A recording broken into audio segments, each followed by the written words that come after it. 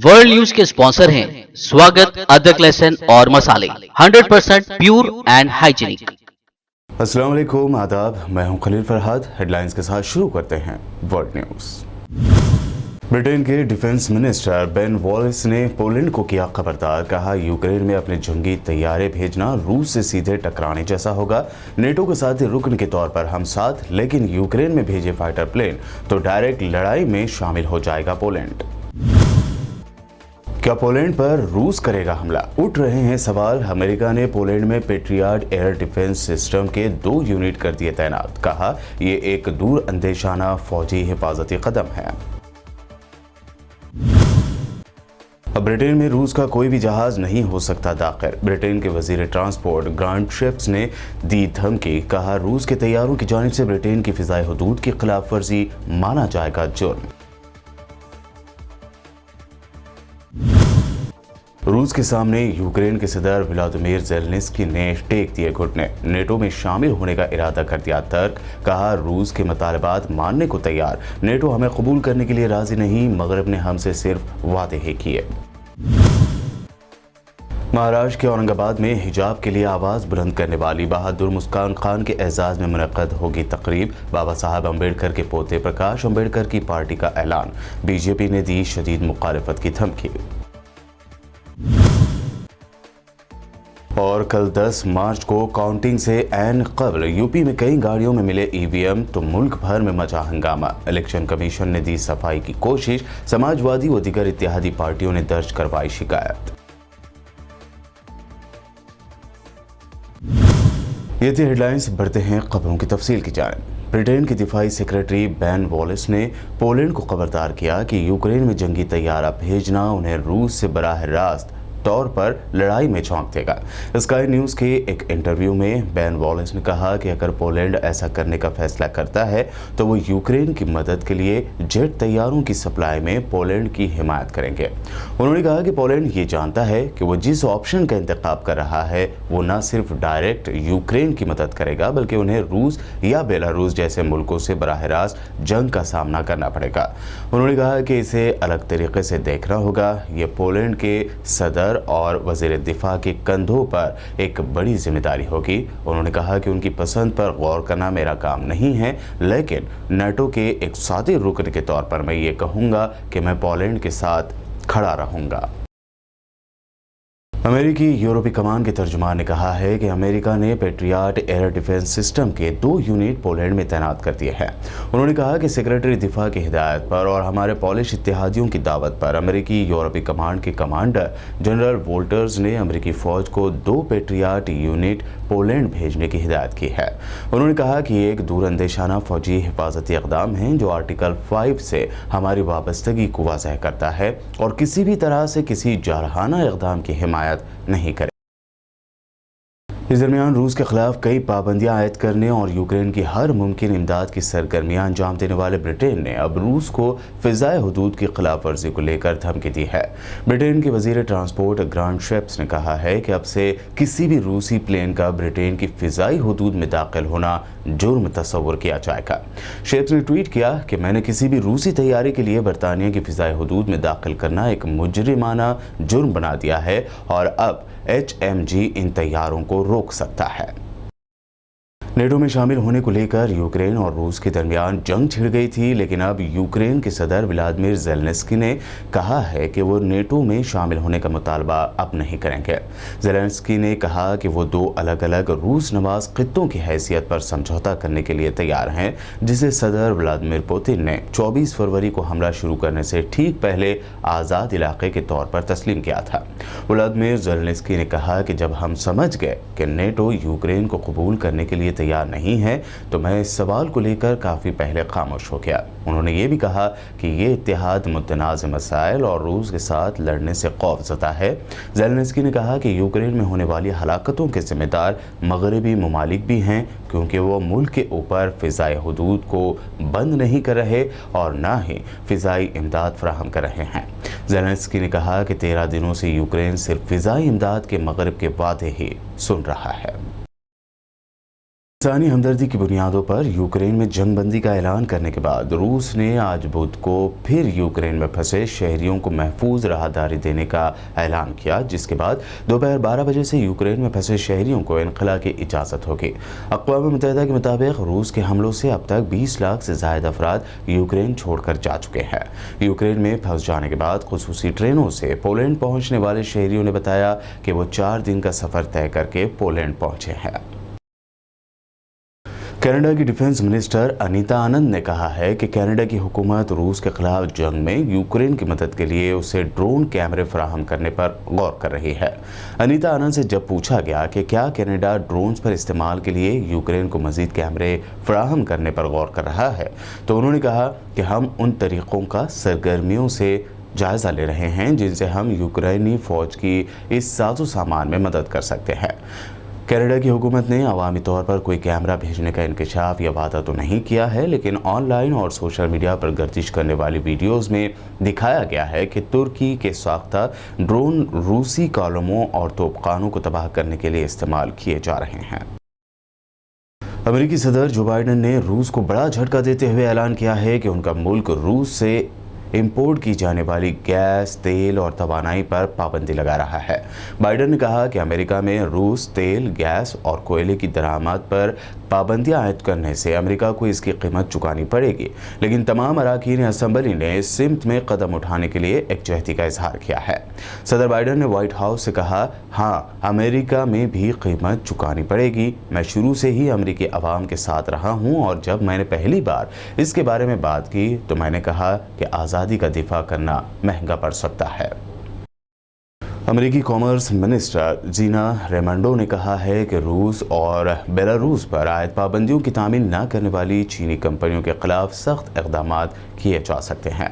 Mrs रेमंडो ने कहा कि हम बुनियादी तौर पर SMIC को बंद कर सकते हैं क्योंकि अमेरिका उन्हें अपने इक्विपमेंट और सॉफ्टवेयर इस्तेमाल करने से रोक सकते हैं। उन्होंने कहा कि सेमीकंडक्टर मैन्युफैक्चरिंग इंटरनेशनल कॉरपोरेशन यानी SMIC या रूस और बेलारूस पर आयद अमेरिकी बरामदी कंट्रोल के इक़दाम की खिलाफ वर्जी करने वाली चीनी कंपनियां बंद की जा सकती हैं। तुर्की के सदर रजब तैयब एर्दोगान ने मोल्दोवा की सदर माया सांडो के साथ टेलीफोनिक रब्ता किया और यूक्रेन पर रूसी हमलों की पेशरफ्त और ताज़ा सूरत हाल के हवाले से तबादला ख्याल किया। बातचीत के दौरान सदर एर्दोगान ने यूक्रेन में इंसानी इमदाद और शहरियों के महफूज इनकला पर बातचीत की। सदर एर्दोगान ने कहा है कि क़याम अमन के लिए हमने तमाम मुमकिन कोशिशें की हैं। यूक्रेन और रूस के वज़राए ख़ारजा कल जुमेरात के दिन अंतालिया डिप्लोमेसी फोरम में शिरकत भी करेंगे। उन्होंने इस फोरम में तुर्की की मेज़बानी के दौरान रूस और यूक्रेन के दरमियान बातचीत पुरअमन और नतीजा ख़ैज़ रहने की उम्मीद ज़ाहिर की। एक अमेरिकी रिपोर्ट में कहा गया है कि नॉर्थ कोरिया इसी साल न्यूक्लियर और बैनुल बर्राज़मी मिसाइलों के तजुर्बात की जानिब लौट सकता है। सन 2017 से नॉर्थ कोरिया ने ऐसे तजुर्बात रोक रखे थे। अमेरिका के डायरेक्टोरेट ऑफ नेशनल इंटेलिजेंस की जानिब से सालाना रिपोर्ट जारी की गई। वर्ल्ड वाइड थ्रेट असेसमेंट के उन्वान से जारी होने वाली इस रिपोर्ट में कहा गया है कि सन 2018 में शुमाली कोरिया ने जिस जोहरी तजुर्बाती मुकाम को बंद किया था, अब दोबारा वहां तामीराती सरगर्मियां देखी जा रही हैं। इस रिपोर्ट में दावा किया गया है कि शुमाली कोरिया के रहनुमा किम जोंग उन जोहरी और मिसाइल रिसर्च के सेक्टर को मजीद फ़रोग़ देना चाहते हैं।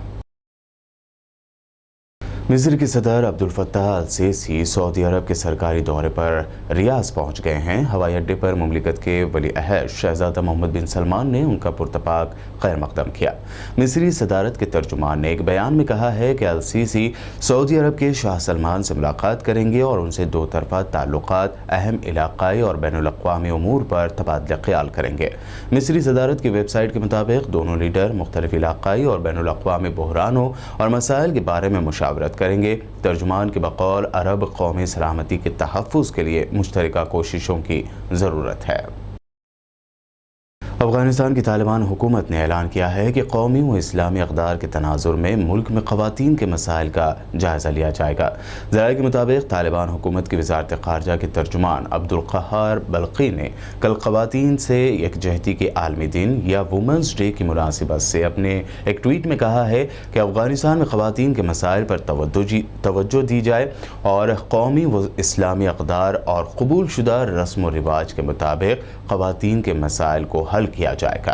एमनेस्टी इंटरनेशनल ने भी ख़वातीन के आलमी दिन की मुनासिबत से एक पैगाम में ऐलान किया है कि दुनिया में ख़वातीन की ऐसी हालत में कदरदानी की जा रही है कि अफ़गान ख़वातीन अपने हुकूक़ से महरूम हैं और उनके मसाइल पर कोई तवज्जो नहीं दी जा रही है। ऑस्ट्रेलिया के जनूब मशरक़ी इलाक़े तूफ़ानी बारिशों की लपेट में हैं, जिनकी वजह से वसी तर इलाक़े में सैलाबी सूरत हाल पैदा हो चुकी है। मुल्क के सबसे बड़े शहर सिडनी से बड़ी तादाद में शहरी दीगर इलाक़ों में पनाह लेने पहुँच रहे हैं। बताया गया है कि क्वीनलैंड्स और न्यू साउथ वेल्स की रियासतों में कई इलाक़ों में रिकॉर्ड बारिश हुई हैं, जबकि ऑस्ट्रेलिया के मशरक़ी दरिया अपनी तकरीबन मुकम्मल गुंजाइश पर बह रहे हैं। हुकाम के मुताबिक 27 फरवरी से जारी इन बारिशों और सैलाब के नतीजे में सिडनी और दीगर इलाकों में 20 अफराद हलाक हो चुके हैं। बुलेटिन में वक्त हुआ है एक शॉर्ट ब्रेक का। जल्द लौटेंगे और देखेंगे मज़ीद अहम खबरें।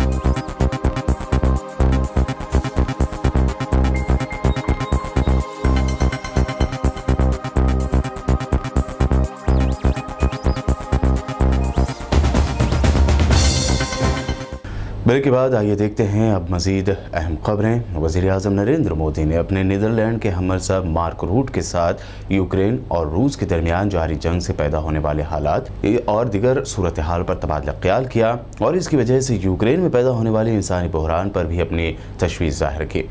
पीएमओ के मुताबिक दोनों रहनुमाओं ने यूक्रेन की मौजूदा सूरत हाल पर तबादला ख्याल किया और वहाँ जारी इंसानी सूरत हाल पर अपने खदशात का इजहार किया। वज़ीर आज़म मोदी ने एक बार फिर दोनों ममालिक से तनाज़ात को ख़त्म करने और मज़ाकरात और सिफारतकारी के रास्ते पर वापस आने की हिंदुस्तान की अपील को दोहराया है। यूक्रेन रूस जंग के दरमियान हिंदुस्तान और चीन ने LAC के बकिया मुतनाज़ इलाक़ों को हल करने के लिए मीटिंग के 15वें दौर पर इत्तफ़ाक़ किया है। 11 मार्च को दोनों ममालिक के फ़ौजी कमांडर मशरक़ी लद्दाख के चूशूल में ये अहम मीटिंग करने जा रहे हैं। हिंदुस्तान के दिफाई ज़राए की माने तो तनाज़े को हल करने के लिए हाल ही में दोनों ममालिक यानी हिंदुस्तान और चीन के जो बयान सामने आए हैं वो मुस्बत और हौसला अफजा हैं। दोनों ममालिक बकिया फ्रिक्शन एरिया यानी मशरक़ी लद्दाख से मुत्तसिल LAC को मुतनाज़ इलाक़ों को हल करने पर तवज्जो मरकूज़ करेंगे। दिल्ली पुलिस की साइबर सेल ने बुलीबाई ऐप और सुली डील्स ऐप मामले में पटियाला हाउस कोर्ट में चार्जशीट दाखिल कर दी है। पुलिस ने इस मामले में ओंकेश्वर ठाकुर और नीरज बिश्नोई को मुलजिम बनाया है। पुलिस ने मजमूई तौर पर 2700 सफ़हात पर मुश्तमिल चार्जशीट दाखिल की है। 2000 पेज बुलीबाई और 700 पेज सुली डील्स के हैं। पुलिस ने नीरज बिश्नोई को बुलीबाई ऐप में मरकजी मुलजिम बनाया है, जबकि सुली डील्स के लिए ओंकेश्वर ठाकुर को मुलजिम बनाया गया। बता दें कि बुलीबाई और सुली डील ऐप के जरिए नामवर मुस्लिम ख़वातीन की ऑनलाइन नीलामी की जा रही थी। समाजी कारकुनों और सेकुलर शख्सियात की जानिब से इस ज़िमन में पुरजोर आवाज़ उठाई गई। कर्नाटक से शुरू हुआ हिजाब तनाज़ा मुल्क भर में इलेक्शन के बैकग्राउंड में दब तो गया है, लेकिन अब भी हिजाब के लिए आवाज़ बुलंद करने वाली बहादुर मुस्कान खान की हौसला अफजाई की जा रही है। आइन साज बाबा साहब अम्बेडकर के पोते प्रकाश अम्बेडकर की पार्टी बहुजन वंचित अघाड़ी ने महाराष्ट्र के शहर औरंगाबाद में हिजाब तनाज़े से सुर्खियों में आई मुस्कान खान के एजाज़ में 14 मार्च को तकरीब मुनक्कद करने का ऐलान किया। इस तकरीब को लेकर हालांकि बीजेपी इंतहाई इश्तियाल अंगेज बयानबाजी करते हुए मुखालिफत कर रही है। बीजेपी का कहना है कि अगर मुस्कान खान को तहनीत पेश करने के लिए इस तरह के कोई प्रोग्राम या तकरीब मुनक्कद की गई तो उनके कारकुन सड़कों पर उतर कर एहतजाज करेंगे। गुस्ताख रसूल के ऊपर नॉन बेलेबल कड़ा कानून बनाने की मांग को लेकर वंचित बहुजन आघाड़ी और मुस्लिम इत्तेहाद फ्रंट बेदारी मुहिम चला रही है। शहर औरंगाबाद में इसी बेदारी मुहिम का हिस्से के तौर पर 14 मार्च को अली जनाब प्रकाश अम्बेडकर साहब की क़यादत में आम ख़ास मैदान में बाद मगरिब शाम 7 बजे एक जलसा आम इनेकाद किया गया है। इसी प्रोग्राम के अंदर हिजाब और तालीम के हक़ को लेकर बड़े बहादुरी के साथ में इंतहा पसंद दहशतगर्दों का मुकाबला करने वाली बहादुर भारत की बेटी बीबी मुस्कान खान और उसके वालिदैन का भी इस्तकबाल करने का प्रोग्राम रखा गया है। बीबी मुस्कान खान कर्नाटक के मांड्या से औरंगाबाद शहर में मुल्क में ये पहला प्रोग्राम है जिसमें बीबी मुस्कान खान शिरकत करने वाली है। मेरी औरंगाबाद की आवाम से अपील है कि जो भी दस्तूर के इस हकूक़ को, हमारे मजहबी हकूक़ जो हमको संविधान देता है, उसको ज़िंदा रखने के लिए और हिजाब और तालीम दोनों के आज़ादी के लिए उस बीबी मुस्कान खान के हौसला अफजाई के लिए 14 मार्च को बड़ी तादाद में शिरकत करें और नबी करीम सल्लल्लाहु अलैहि वसल्लम की शान में गुस्ताखी करने वाले और दिगर मज़हब के महामानों की शान में भी अवमानना करने वाले तमाम दोषियों के ख़िलाफ़ कड़े कानून को लेकर एक मांग जो की जा रही है, अली जनाब प्रकाश अम्बेडकर साहब ने जो कानून का ड्राफ्ट दिया है उसको मंजूर कराने के लिए औरंगाबाद शहर और ज़िले की आवाम बड़ी तादाद में 14 मार्च को आम खास मैदान में इंशाल्लाह शिरकत करेगी, ऐसी तवक्को करते हैं, ऐसी अपील करते हैं। गया है कि 14 तारीख को प्रकाश अम्बेडकर साहब की हिदायत पर जो है यहाँ पर एक बड़ा जलसे आम मुनक़्क़िद किया जा रहा है। तो उसका जो है सबसे पहला मकसद तो ये है कि नबी करीम सल्लल्लाहु अलैहि वसल्लम की शान में जो आए दिन जो गुस्ताखियाँ होती रहती है, उस गुस्ताखी के ख़िलाफ़ में जो है एक क़ानून, एक बिल जो उन्होंने पेश किया है असम्बली के अंदर, उसकी जो एक बेदारी मुहिम है। और ये है अल्हम्दुलिल्लाह अभी हम 4-5 महीने से हम ये बेदारी मुहिम चालू है। उसकी एक निचोड़ जो है आम खास मैदान के ऊपर हम रख रहे हैं कि आहानत रसूल पे जो बिल है वो किसी तरीके से गवर्नमेंट के ऊपर एक प्रेशर बनाया जाए और वो बिल मंजूर किया जाए। उसी सिलसिले के अंदर ये हमारी जो है कार्रवाई चल रही थी, तो उसमें जो एक कर्नाटक के अंदर एक वाक़या पेश आ गया और कर्नाटक में हम देख रहे हैं कि कॉलेज कुछ जाती वाली बच्ची के ऊपर जिस तरीके से फ़िरक़ा परस्त लोगों ने जो है मफलर उसके सामने नचाते हुए जो मुजाहरा किया, तो वो मुजाहरे के ख़िलाफ़ में वो बच्ची ने जो है जो जवाबात उनको दिए, जैसे इधर से श्री राम का नारा लग रहा था, उधर से जो है बच्ची ने जो है वो बड़ी हिम्मत और जुर्रत दिखा के जो है अल्लाहु अकबर का नारा मारा। तो उसकी हिम्मत को सलाम, उसकी जुर्रत को सलाम। और उसी के लिए जो है आम खास मैदान पे एक शायाना शान इस्तकबाल उस बच्ची का हम कर रहे हैं कि किसी तरीके से आने वाले नस्ल को ये पैगाम पहुंचाया जाए कि आपको इस हिंदुस्तान के अंदर संविधान ने जो हुकूक़ दिए हैं वो हुकूक़ का इस्तेमाल किया जाए और डरने की और घबराने की क़तई ज़रूरत नहीं है। यहाँ डरना और घबराने की कोई ज़रूरत नहीं है। जो मुजाहरा वो बच्ची ने करी, आने वाले वक्त में अगर तुम्हारे साथ ये हरकत होती है तो उसी अंदाज़ में जवाब दिया जाएगा। और वो लोग भी अच्छी तरीके से समझ लें कि वो अगर समझ रहे हैं कि झूठ के झूठ आकर जो है लोगों को खौफज़दा किया जाएगा, तो वंचित बहुजन आघाड़ी और मुस्लिम इत्तेहाद फ्रंट उस जुल्म के ख़िलाफ़ लड़ती थी, लड़ती रहेंगी। आने वाला वक्त अब लड़ाई का शुरू होने वाला है और ऐसे जो भी जालिम लोग अगर जुल्म करने के लिए पे आमादा है तो उससे लड़ने के लिए हम तैयार। शिवसेना एमपी संजय राउत ने कांग्रेस कायद राहुल गांधी की जानिब से सपोर्ट मिलने पर उनका शुक्रिया अदा किया है। राहुल गांधी ने संजय राउत को एक लेटर लिखा था जिसमें उन्होंने ये तयक़ुन दिया था कि कांग्रेस उनकी पार्टी शिवसेना के साथ है। वहीं इस लेटर का जवाब देते हुए संजय राउत ने राहुल गांधी का शुक्रिया अदा किया। दरअसल संजय राउत ने मोदी सरकार पर इल्ज़ाम लगाया है कि वो सिर्फ महाराष्ट्र और मगरबी बंगाल में लोगों को टारगेट कर रही है, सिर्फ शिवसेना और तृणमूल कांग्रेस पर ही रेड की जा रही है। हुकूमत ये दबाव बनाने के लिए कर रही है ताकि इन दोनों रियासतों में हुकूमतें गिराई जा सके। संजय राउत ने राहुल गांधी से कहा, शुक्रिया राहुल गांधी जी, जमहूरी इक़्तिदार और आज़ादी की हिफाजत की हमारी कोशिशों में हमें एक साथ लड़ना होगा। ये न सिर्फ अफसोसनाक है बल्कि ख़तरनाक भी है कि मरकज़ी एजेंसियाँ एक पार्टी के ग़ुलामों की तरह बर्ताव कर रही है, पर मुझे यकीन है कि ये भी गुजर जाएगा। उत्तर प्रदेश में इलेक्शन के नताइज से ऐन कब्ल ईवीएम की मूवमेंट के मामले पर हंगामा खड़ा हो गया है। एसपी के कौमी सदर अखिलेश यादव ने इस मुद्दे को उठाते हुए बीजेपी को घेरा है। इस दरमियान इलेक्शन कमीशन ने भी इस मसले पर सफाई दी है। इलेक्शन कमीशन ने बयान जारी करते हुए कहा कि वाराणसी में गाड़ी से बरामद की गई ईवीएम मशीनें अहदेदारों के लिए वोटों की गिनती की ट्रेनिंग के मकसद से लाई गई थी। इलेक्शन कमीशन ने कहा कि इन मशीनों का वोटिंग में इस्तेमाल नहीं किया गया। बता दें कि अखिलेश यादव ने कहा था कि इलेक्शन में बदउनवानी की कोशिश की जा रही है। बनारस में ईवीएम से लदी 3 गाड़ियां पकड़ी गई थी। 2 गाड़ियां निकल गईं, लेकिन एक को एसपी के कारकुनों ने पकड़ लिया।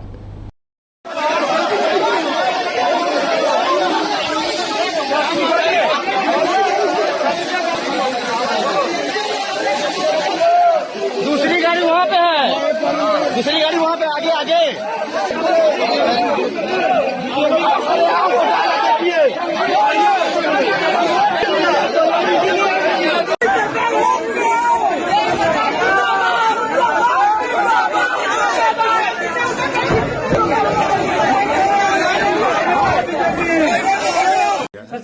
कि जो आज घटना घटी है बनारस में, जिस तरह 3 गाड़ियां ईवीएम लेके निकली हैं और 2 गाड़ियां तो भाग गई और उसमें बोरे से जो उसको ढक करके लेके निकले, किसी तरह एक गाड़ी पकड़ी गई है। और जबकि चुनाव आयोग की गाइडलाइंस है कि कोई भी ईवीएम अगर स्ट्रांग रूम से निकलती है तो वो प्रत्याशी को नोटिस हो, जिलाध्यक्ष को नोटिस हो और फोर्स के साथ वहां से उसको कहीं मूव किया जा सकता है। लेकिन ऐसा न करके चोरी से ईवीएम बदलने की नीयत से ये घटनाएं घटी हैं, उसकी शिकायत हम लोगों ने यहाँ किया है। और डीएम और कमिश्नर जब तक वहां रहेंगे तब तक न्याय मतगणना सही नहीं हो सकती है। जब तक डीएम और कमिश्नर को हटाया नहीं जाएगा तब तक मतगणना वहां हम लोग नहीं होने देंगे। क्या जवाब मिला? चुनाव आयोग ने क्या कहा? आश्वासन दिया है कि हम वैकल्पिक व्यवस्था करते हैं। अब क्या करते हैं, क्योंकि हम लोगों का काम है कहना। इस दरमियान अखिलेश यादव ने योगी आदित्यनाथ पर बड़ा इल्जाम लगाते हुए कहा कि उनके चीफ सेक्रेटरी तमाम डीएम्स को फोन करके कह रहे हैं कि जहां जहां बीजेपी हार रही है वहां काउंटिंग स्लो होनी चाहिए। हालांकि ये सूचना मिल रही थी कि लखनऊ से जो मुख्यमंत्री उनके सबसे बड़े अधिकारी हैं और प्रमुख सचिव का जगह जगह फोन जा रहा है कि जहां भारतीय जनता पार्टी हारे वहां पर काउंटिंग स्लो करिए। मुख्यमंत्री के प्रमुख सचिव डीएम्स को फोन कर रहे हैं कि जहां बीजेपी हारे वहां पर काउंटिंग स्लो होनी चाहिए। और यही नहीं, अगर हम पिछला चुनाव देखें तो जो भारतीय जनता पार्टी की हार हुई है 47 सीटें ऐसी हैं जो 5000 के अंदर कम वोट में हुई हैं। 47 सीटें ऐसी हैं पिछले चुनाव की जहां पर 5000 वोट के कम फासले से भारतीय जनता पार्टी जीती है। और जो आज देखने को मिला है बनारस में कि जहां ईवीएम्स ले जाई जा रही थी, 1 ट्रक पकड़ा गया, 2 ट्रक लेकर के भाग गए। अगर सरकार चोरी नहीं कर रही थी, ये वोट की चोरी जो नहीं कर रही थी, तो कम से कम बताए कि 1 गाड़ी रोक ली, पकड़ी गई, लाइव है, अभी भी हम लाइव देख सकते हैं। 2 गाड़ियां क्यों भागी?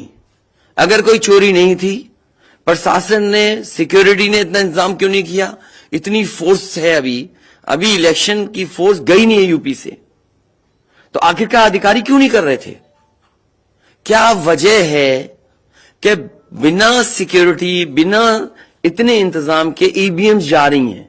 और ईवीएम्स के बारे में ये मानना है कि किसी भी वेयर हाउस में रखी हो या किसी भी स्ट्रांग रूम में रखी हो तो बिना प्रत्याशी के जानकारी के आप मूव नहीं कर सकते हैं। अगर आपको ईवीएम्स को मूव करना है तो कम से कम जो प्रत्याशी चुनाव लड़ रहे हैं उनकी जानकारी में होना चाहिए। और 10 मार्च को उत्तर प्रदेश इलेक्शन के नताए जाने से पहले यूपी में कई गाड़ियों में मिले ईवीएम को लेकर लालू यादव की पार्टी आरजेडी ने भी इलेक्शन कमीशन पर इंतहाई मुतनाज़ अल्फाज का इस्तेमाल करते हुए तनकीद की है। तेजस्वी यादव का भी इस पर बयान मुतवक्को है। बहरहाल आरजेडी ने अपने ऑफिशियल ट्विटर अकाउंट से ट्वीट करते हुए इलेक्शन कमीशन के ओहदेदारों को ही नमक हराम कहा गया है। ट्वीट में लिखा गया है कि मुल्क का इलेक्शन कमीशन अपनी मौत का खुद जश्न मना रहा है। ऐसे मुर्दे कमीशन का क्या काम, मुल्क और काम ऐसे निकम्मे, नाकारा और नमक हराम ओहदेदारों के साथ बहुत बुरा करता है। ऐसे ज़मीर फरोश ओहदेदारों और कमिश्नरों को तो सबसे पहले उनके गंदे काम और उनकी अपनी औलादें ही ठीक कर देती हैं। इससे पहले तेजस्वी यादव ने एग्जिट पोल्स में बीजेपी की कामयाबी पर कहा था कि उन्हें एग्जिट पोल्स में जीत का लड्डू खाने दीजिए, क्योंकि असली जीत का लड्डू 10 मार्च को अखिलेश यादव खाएंगे। यूपी और गोवा समेत 5 रियासतों में होने वाले असेंबली इलेक्शन का रिजल्ट आने वाला है। ऐसे में गोवा को लेकर सियासी सरगर्मियां काफ़ी तेज हो गई हैं। यहाँ किसी भी तरह का एक तरफा रिजल्ट एग्जिट पोल्स में ना बताए जाने के बाद कांग्रेस ने अलायंस के लिए जोड़ तोड़ शुरू कर दी है। गोवा इलेक्शन के इंचार्ज और साबिक मरकज़ वजीर पी चिदम्बरम ने एतराफ़ किया कि कांग्रेस गोवा में इस मरतबा बीजेपी को इख्तिदार से बाहर रखने के लिए ममता बनर्जी की तृणमूल कांग्रेस और अरविंद केजरीवाल की आम आदमी पार्टी दोनों के साथ राब्ते में है। पी चिदम्बरम ने कहा कि पार्टी अपने घर की दोगुनी रखवाली कर रही है और इस बार एमएलएज की खरीदो फरोख्त नहीं होने दी जाएगी। आखिर में हेडलाइंस पर एक और नजर। ब्रिटेन के डिफेंस मिनिस्टर बेन वॉलिस ने पोलैंड को किया खबरदार। कहा, यूक्रेन में अपने जंगी तैयारे भेजना रूस से सीधे टकराने जैसा होगा।